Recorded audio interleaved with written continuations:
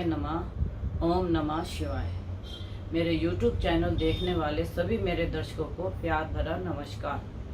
आज जो मैं आपके पास वीडियो लेके आई हूँ कि गोचर में क्या फल हो रहा है और हमारी देश की कुंडली में क्या फलित हो रहा है। गोचर से राहु और बृहस्पति हमारे लगन में है, ठीक है, और 5वें घर में हमारा शुक्र और चंद्रमा है, और चंद्रमा जो है सिंह राशि में है, और इसलिए आप देखिए शुक्र भी हमारा सिंह राशि में है, और ये जो है हमारे मघा नक्षत्र में चल रहा है शुक्र, और छठे घर में हमारा सूर्य और बुध है, और 7वें घर में मंगल और केतु है, और 11वें घर में हमारा शनि है।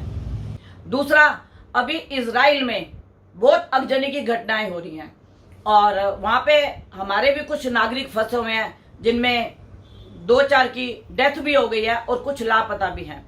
तो मैं अपने YouTube के चैनल के माध्यम से ये बताऊंगी, जिनके भी बच्चे या पति कोई भी बाहर है, आप उन्हें जितनी भी कोशिश हो सके आप बुलाइए, क्योंकि अभी उपद्रव का समय बढ़ेगा, घटेगा नहीं, अभी उपद्रव का समय बढ़ेगा। अब देखिए मैं आपको यहाँ बता रही हूँ, जो ये गोचर में हमारा राहु इधर है, तो ये 5वीं दृष्टि से क्या कर रहा है, सूर्य के घर में दिमाग को टेंशन में ला रहा है। सूर्य के घर में अग्नि तत्व के अंदर वह दिमाग को टेंशन में लेके आ रहा है। फिर राहु की 7वीं दृष्टि हमारे मंगल के ऊपर पड़ रही है, तो वहां पे भी आपस में झगड़े की, लड़ाई झगड़े की संभावना, या मतलब मन मुटाव की संभावना, ऐसी संभावना यह राहु और मंगल की युति कर रही है। फिर उसके बाद राहु की 9वीं दृष्टि भाग्य स्थान पे पड़ रही है बृहस्पति के घर में, और बृहस्पति उनके साथ लगन में बैठा है। तो ऐसा व्यक्ति, उसका भाग्य की बढ़ोतरी होगी धर्म के द्वारा या धर्म के कार्य करने से, क्योंकि धर्म का जो स्वामी बृहस्पति है वह लगन में बैठा है, लेकिन बृहस्पति उसमें कोई फल नहीं दे रहा, क्योंकि बृहस्पति जो है चंडाल योग बना के गुरु के साथ बैठा हुआ है। और जिनका जन्म का बृहस्पति यहाँ बैठा होगा और गुरु की दृष्टि होगी उसके ऊपर, तो आप ये सोचिए कि उसको बहुत अधिक लाभ होने वाला है। चंडाल योग मतलब खूब बढ़ के मिलना, या अगर उसका नुकसान होना है तो काफी अधिक मात्रा में नुकसान होना है। दूसरा, गोचर से जो मंगल हमारा तुला राशि में बैठा हुआ है, केतु के साथ बैठा हुआ है, यहाँ पे 17 अक्टूबर को राहु भी आ जाएगा। राहु के आने से अंगारा की स्थिति और भी अधिक बन जाएगी, और 12वें स्थान में, मतलब 12वां स्थान हमारा राहु, मंगल और केतु से दूषित हो जाएगा। और उसके साथ दूषित होने के साथ आप ये देखिए, जो केतु है वह चीज को खत्म करता है, और राहु जो है वो चीज को बढ़ा देता है। तो यहाँ पे जो राहु है 12वें घर का, जिनका 12वें घर का जन्म का बैठा होगा और यहाँ गोचर से आया होगा, तो उनको इस चीज का बहुत ध्यान रखने की जरूरत है कि कोई ऐसा कर्म ना करे, क्योंकि यह जेल का योग भी बनाता है।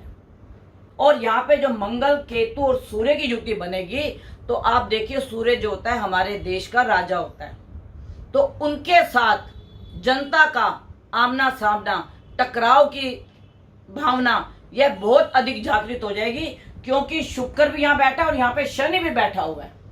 शनि जो अपनी मूल त्रिकोण राशि में बैठा हुआ है, तो इसका भी आपको ध्यान रखना पड़ेगा। और शनि जो है घनिष्ठा नक्षत्र में आके, यह शनि और मंगल का दोनों की युतियों का ये यहाँ पे काम करेगा।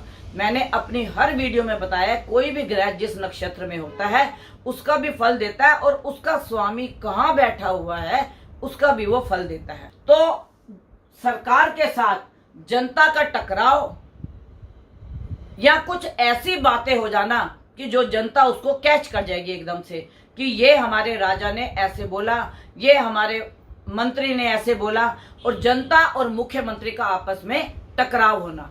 तो ऐसी भी स्थिति अभी बन रही है कि वायु तत्व में कुछ कीटाणु ऐसे फैलने वाले हैं 23 अक्टूबर से लेके जनवरी की मकर संक्रांति, उत्तरायण सूर्य तक। कुछ वायु के कीटाणु ऐसे फैलने वाले हैं जिसके वायरस एक नया वायरस रूप लेके आएगा। जैसे पहले कोरोना लेके आया था, अब ये वायरस कोई नया रूप लेके आएगा। अपने साथ या अपने घर वालों के साथ या किसी बड़े बुजुर्ग के साथ कोई ऐसी घटना होती है रोग की, या कुछ ऐसा उनको लगता है कि हमें समझ नहीं आ रहा कि इनको क्या बीमारी हो रही है, तो हमें डॉक्टर की सलाह लेना बड़ा जरूरी है। क्योंकि जो ये रोग का स्वामी आगे बढ़ रहा है तो उसके साथ यह बहुत जल्दी से फैलेगा, क्योंकि केतु एकदम से उस चीज को फैला देता है। राहु जो है वो बढ़ा के देता है, लेकिन केतु उसको समेटता है। अगर जिनका जन्म का केतु यहाँ बैठा हुआ है और उनको कोई रोग था, तो आप ये समझिए कि उसका रोग खत्म हो जाएगा, क्योंकि केतु चीज को खत्म करता है और राहु चीज को बढ़ाता है। लड़ाई झगड़े की संभावना बढ़ने वाली है। अभी तो कुछ चल भी रही है और आगे बढ़ने वाली भी है। आप देशों में भी देखिए, इजराइल में देखिए। और दूसरा, आपने पीछे अभी से 15 दिन पहले आपने सुना भी होगा कि पाकिस्तान में भी ऐसा हुआ था कि मस्जिद के अंदर बम रख दिया था और वहां पे लड़ाई झगड़े हो गए थे और बहुत उनका नुकसान हुआ था। तो ये ग्रह की स्थिति सिर्फ भारत के लिए नहीं है, विश्व के लिए है। यह विश्व के लिए है।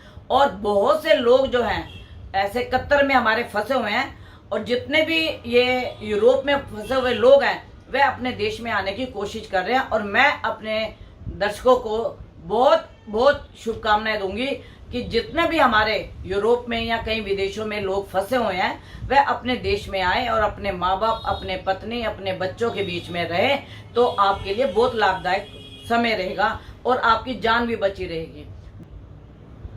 हमारे लड़ाई झगड़े में जो भी बॉर्डर पे हमारी अशांति फैलेगी, उसमें हमारे बहुत से जवानों को मंगल क्या होता है, सरकार के पुलिस बल, मिलिट्री बल, स्थल बल, वायु बल, इन सब के मंगल हमारा मालिक है। तो वो अग्नि तत्व में बैठा हुआ है और सूर्य के इसके साथ मिलने में विस्फोटक स्थिति काफी तेज हो जाएगी। तो मैं अपने दर्शकों को बताऊंगी कि थोड़ा सा ध्यान रखें। और बाकी जो देश में भी कहीं लड़ाई झगड़ा हो जनता और सरकार में, तो आप लोग प्रिकॉशन लें, लड़ाई झगड़े में शामिल ना हो। तो मैं अपने दर्शकों को बोलूंगी, मेरा सबसे बार बार वीडियो बनाने का यही निवेदन होता है कि आप अपने को कंट्रोल में रखें, अपने गुस्से को कंट्रोल में रखें और किसी के लड़ाई झगड़े में आप ना पड़े। शनि का 11वें घर में होना न्याय प्रतिक्रिया हमारी बहुत शुद्ध और जल्दी जल्दी बढ़ने वाली होगी। लोगों को न्याय मिलना जितनी भी जल्दी, जो उनके केस फंसे हुए हैं, जब शनि अपनी मूल त्रिकोण राशि में आ जाता है तो वह उसका फल बहुत अच्छा देता है। और न्याय जो हमारे होते हैं वह जल्दी जल्दी और जनता को पसंद आते हैं कि हमें जो न्याय ठीक से मिला और हमारा न्याय का फैसला ठीक हुआ। उसके बाद जब 30 अक्टूबर को राहु हमारा 12वें घर में चला जाएगा और लगन में बृहस्पति होगा, तो उनको भी भाग्य में जब गुरु देखेगा, पंचम में गुरु देखेगा, सप्तम में गुरु देखेगा, तो इनको भी न्याय की जो प्रतिक्रिया है वो इनको लगेगा कि हमारे साथ जो भी हमने 2-4 साल हमने कोर्ट कचहरी में काटे, हमें उसका न्याय मिल गया। तो मैं अपने दर्शकों से एक ही बात कहना चाहती हूँ और बार बार कहती हूँ, सरकार की गाइडलाइंस का ध्यान रखें।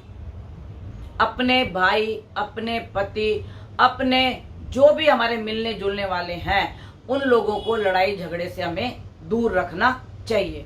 और आज मेरे को फोन आया था कि अब तो 5 राज्यों की डेट अनाउंस हो गई है, 7 नवंबर से 30 नवंबर तक इलेक्शन की।